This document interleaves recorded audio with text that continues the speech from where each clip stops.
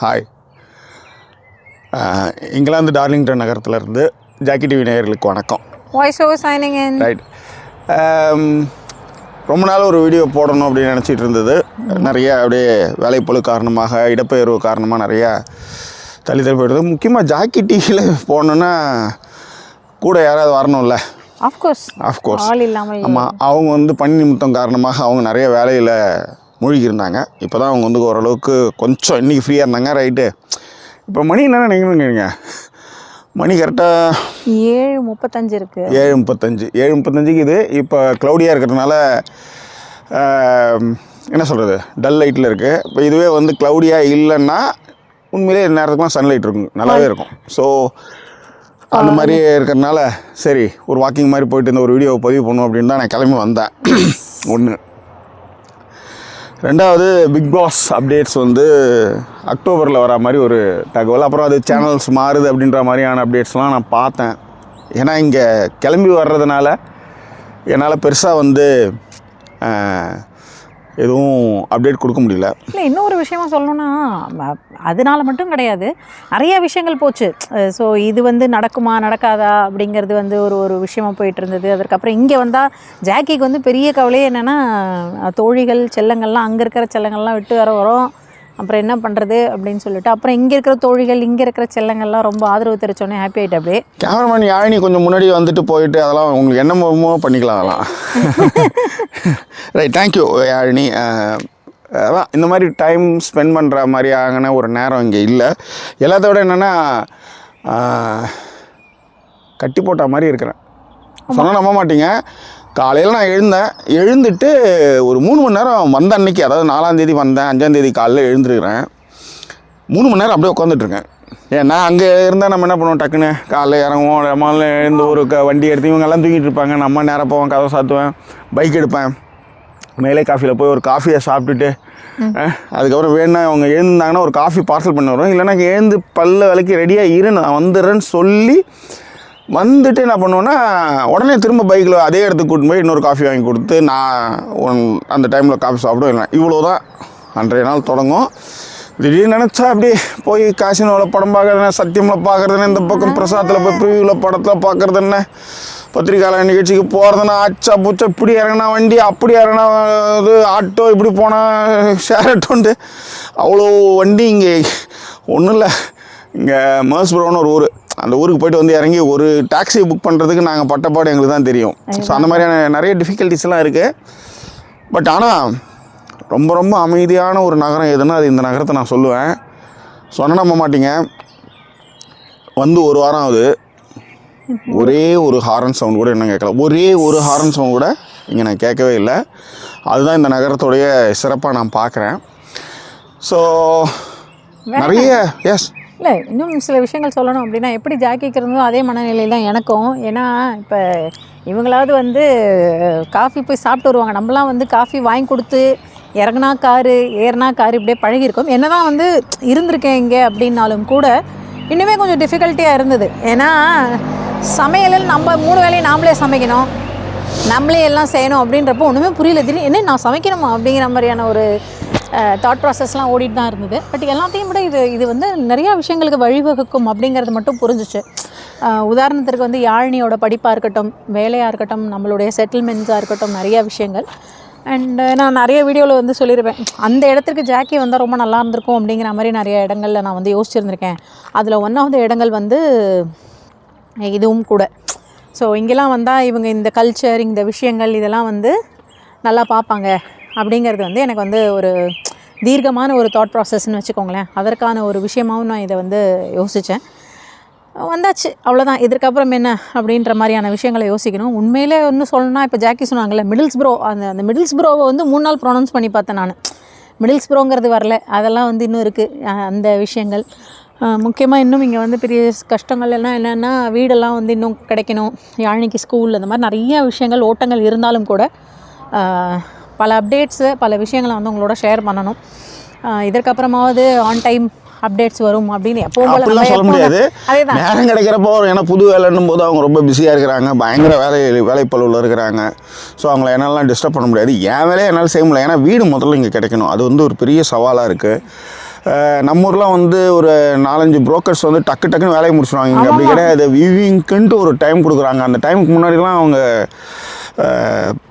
ஒத்துக்கிறதே இல்லை. இது ஒன்று. ரெண்டாவது இங்கே இருக்கிற இங்கிலாண்ட்ஸ் பீப்புள் எல்லாருமே என்னென்னா, ஒரு இடத்துக்கு நான் வரமாட்டேன், என்னை டிஸ்டர்ப் பண்ணாத, நான் சொல்லும்போது என்னை வந்து பார்த்தா போதும் அப்படின்ற மாதிரியான மனநிலையில் இவங்க எல்லாருமே இருக்கிறாங்க. அது வந்து ரொம்ப ரொம்ப முக்கியமான ஒரு விஷயம். அது நினச்ச நேரத்தில் போய் பார்க்குறது, நினச்ச நேரத்தில் போய் பேசுகிறது, அதெல்லாம் இங்கே வந்து குறைவு. அதுதான். ஸோ அந்த மாதிரியான விஷயங்கள்லாமும் இருக்குது. கார் இல்லை. முக்கியமாக இன்றைக்கி தான் வந்து முதல்ல ஒரு சைக்கிள் வாங்கியிருக்கேன்னா பார்த்துக்கங்களேன். ஆமாம், 212 பவுண்டு. அது வந்து ஒரு ஆஃபரில் கிடச்சி அது புதுசாக தான் வாங்கினேன். ஏன்னா செகண்ட்ஸ் வாங்கலான்னு பார்த்தேன். ஏன்னா அடுத்தது யாழினி அந்த சைக்கிளை ஓட்டணும். அவங்க சொன்னாங்க லேடிஸ் சைக்கிள் இது அப்படின்னாங்க.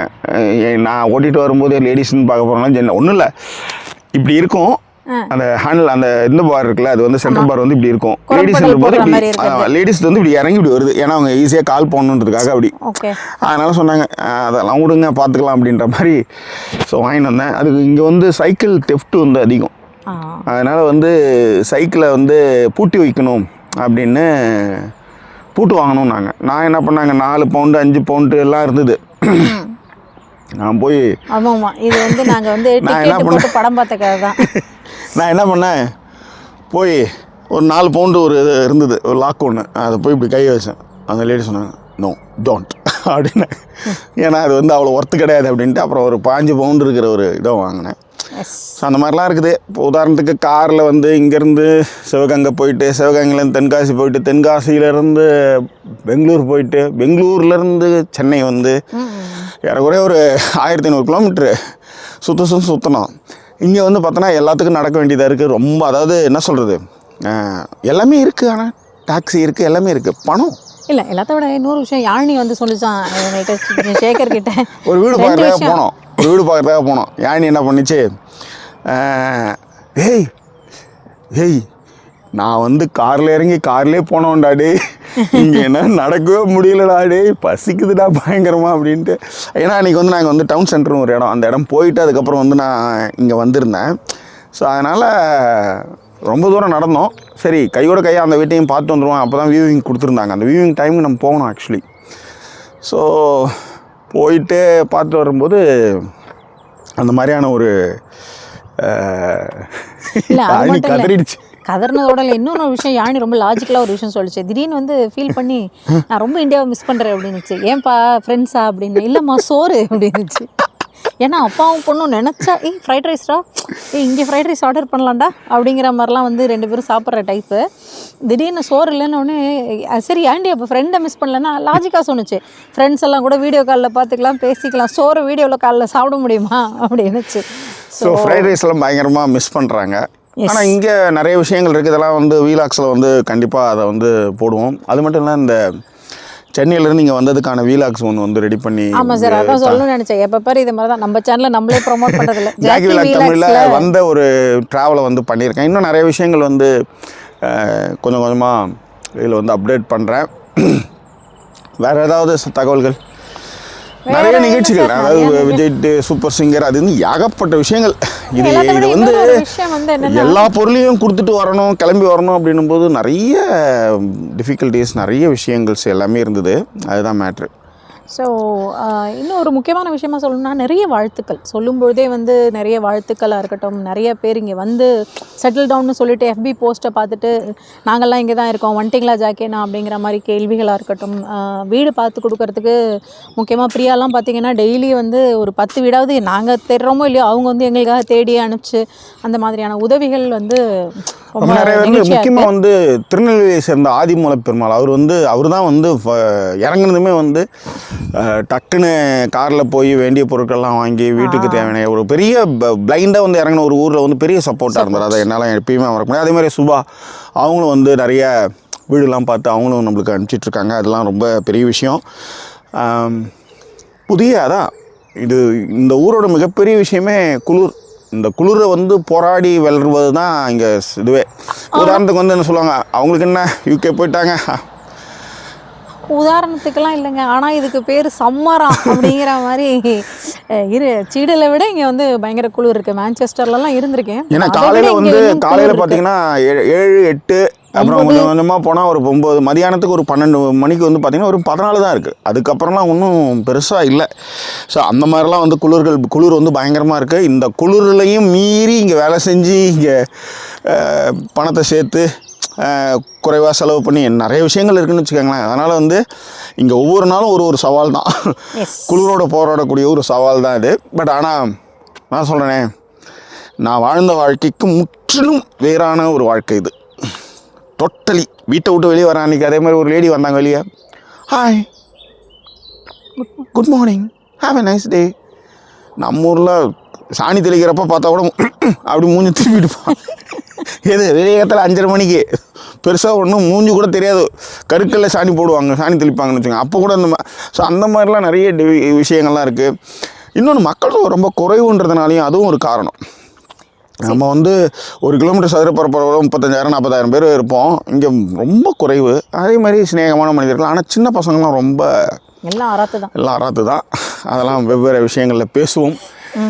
ஸோ வேற என்ன பெரிய விஷயங்கள் ஒன்றும் இல்லை. டைம் இருக்கும்போதெல்லாம் ஏதாவது அப்டேட் பண்ணிக்கிட்டே இருக்கிறோம். அதே மாதிரி பிக் பாஸ் அப்டேட்ஸ் வேறு ஏதாவது உங்களுக்குலாமும் தெரிஞ்சால் வந்து நமக்கு அப்டேட் கொடுங்க, கமெண்ட்ஸில் வந்து சொல்லுங்கள். அண்ட் இந்த ஜாக்கி சொன்ன மாதிரி தொடர்புலேயே இருப்போம். இதற்கப்புறமாவது வீக்லி ஒன்ஸாவது வீடியோ போடுவோம் அப்படிங்கிற மாதிரி ஒரு நம்பிக்கையில் இறங்கியிருக்கோம். பார்ப்போம். ஆமாம், பிக் பாஸ் வரும்போது அதை சேர்த்து எல்லாத்தையும் பண்ணுற விஷயங்களாக பண்ணுவோம்.